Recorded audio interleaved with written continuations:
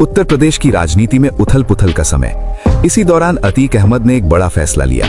उसने तय किया कि अब वो सिर्फ गैंगस्टर नहीं रहेगा बल्कि सीधे राजनीति में कदम रखेगा। लेकिन समस्या ये थी कि कोई भी बड़ी पार्टी उसे टिकट देने को तैयार नहीं थी। इसलिए अतीक ने निर्दलीय उम्मीदवार के रूप में चुनाव लड़ने का फैसला किया। लेकिन कहानी में सबसे बड़ा ट्विस्ट तब आया जब उसी सीट से चांद बाबा ने भी चुनाव लड़ने का ऐलान कर दिया।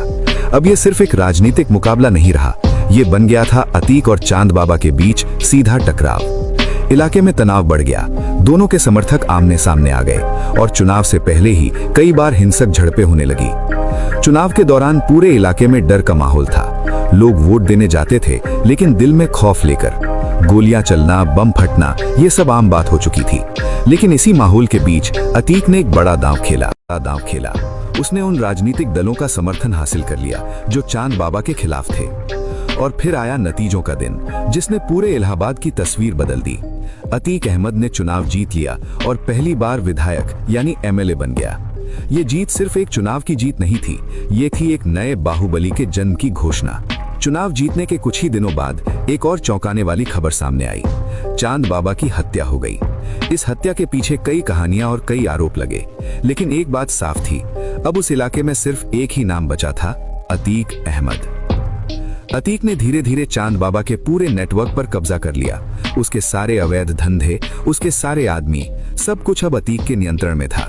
अब वो सिर्फ एक नेता नहीं था, बल्कि पूरे इलाके का सबसे ताकतवर इंसान बन चुका था, जिसके सामने कोई भी खड़ा होने की हिम्मत नहीं करता था।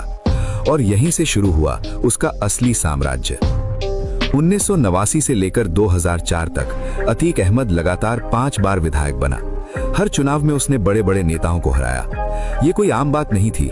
कहा जाता है कि उसके पास पैसा भी था और पावर भी, और इन दोनों का इस्तेमाल वो चुनाव जीतने के लिए करता था, जिससे उसका दबदबा और बढ़ता चला गया। आरोप लगते रहे कि अतीक ने वसूली, जमीन कब्जा और रंगदारी से करोड़ों की संपत्ति बनाई। बिजनेसमैन, बिल्डर्स और बड़े दुकानदारों से इलेक्शन टैक्स लिया जाता था।